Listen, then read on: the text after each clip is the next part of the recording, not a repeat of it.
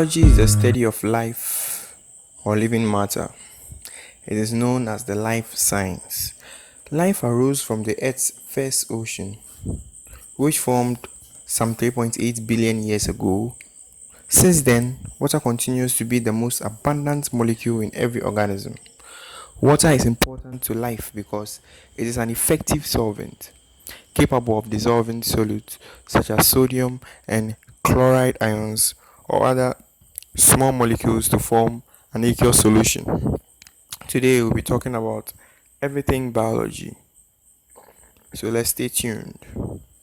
Once dissolved in water, these solutes are more likely to come into contact with one another and therefore take part in chemical reactions that sustain life. In terms of its molecular structure, water is a small polar molecule with a bent shape formed by the polar covalent bonds of two hydrogen atoms to one oxygen atom. Organic compounds are molecules that contain carbon bonded to another element such as hydrogen. With the exception of water, nearly all the molecules that make up each organism contain carbon. Carbon can form covalent bonds with up to four other atoms, enabling it to form diverse, large, and complex molecules. For example, a single carbon atom can form four single covalent bonds, such as in methane, two double covalent bonds, such as in carbon dioxide, or a triple covalent bond, such as in carbon monoxide. Moreover, carbon can form very long chain of interconnecting carbon-carbon bonds such as octane or ring-like structures such as glucose. Carbohydrates, lipids, nucleic acids, and proteins make up most of biology. Enzymes are proteins that act as catalysts. These break down stuff or recombine stuff to speed up chemical reactions. This is what makes life possible. Every living creature is made up of cells. We have eukaryotes and prokaryotes. Eukaryotes have membrane-bound organelles. They can form organisms such as protists and plants and animals, fungi, etc. Every species have homeostasis in common. It occurs due to the occurrence of certain chemicals. When cells are too acidic, they denature and wouldn't work anymore. The cell membrane, which is made up of phospholipids, has a polar head and a non-polar tail. Particles within the cell move to a region of less concentration known as diffusion. All cells require energy to sustain cellular processes. Metabolism is a set of chemical reactions in an organism. The three main purposes of metabolism are the conversion of food to energy to run cellular processes, the conversion of food to monomer building blocks, and the elimination of metabolic waste. These enzyme catalyzed reactions allow organisms to grow and reproduce, maintain their structure, and respond to their environment. Cells make ATP. The light plants absorb, thus red and blue, is what splits water and make a special form of carbon dioxide to produce glucose and oxygen. Glucose helps in cellular respiration to make energy in the form of ATP. Chemically, this ATP is known as a nucleotide. A nucleotide has a phosphate group, a nitrogenous base, and a 5-carbon sugar. DNA is made of nucleotides.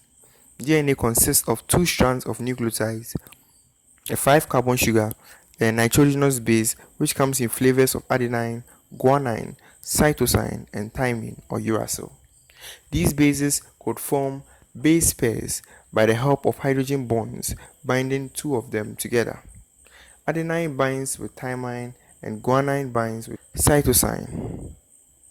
A gene is a section of this DNA that codes for a special trait by carrying a sequence of base pairs for the production of proteins. These proteins are responsible for instructing cells on what function to perform, thus the information. RNA is what makes these proteins, thus transcription. Every three groups of these bases on the RNA, known as codons, are building blocks for proteins. These amino acids are carried by special molecules called tRNA. which have a unique anticodon that attaches to their respective codon. The ribosome leads the information on the mRNA and attaches a tRNA which leaves behind an amino acid. This is copied and continued into a long chain of polypeptide. This is then continued and bundled up to form the protein. DNA is bundled around histones that are bundled up to become chromatin and further bundled up to give chromosomes. Homologous chromosomes have same genes in the same locus. Different versions of the genes on homologous pairs are known as alleles. There are two alleles for most genes, one for each chromosome on either parent. Heredity is as a result of recessive and dominant alleles. Some genes are not dominant or recessive. For genes to be passed on, the body has to make new cells through mitosis and meiosis. Mitosis starts with two sets of chromosomes. Two chromosomes consist of one chromatid which has to be replicated for the new cell. After the replication is when we see the egg-shaped chromatids. Meiosis also starts with diploid cells that produces haploid cells, so that when two gametes combine, the actual number of chromosomes is maintained after zygote formation. Cell signaling or communication is the ability of cells to receive, process, and transmit signals with its environment and with itself. Signals can be non-chemical, such as light, electrical impulses, and heat, or chemical signals as ligands that interact with receptors, which can be found embedded in the cell membrane of another cell or located deep inside a cell. Cellular respiration is a set of metabolic reactions and processes that takes place in cells to convert chemical energy into nutrients. Chemical energy from nutrients into adenosine triphosphate and then release waste products. The reactions involved in respiration are catabolic reactions, which break large molecules into smaller ones, releasing energy. Respiration is one of the key ways a cell releases chemical energy to fuel cellular activity. In the global ecosystem or biosphere, matter exists as different interacting compartments which can be biotic or abiotic, as well as accessible or inaccessible, depending on their forms and locations.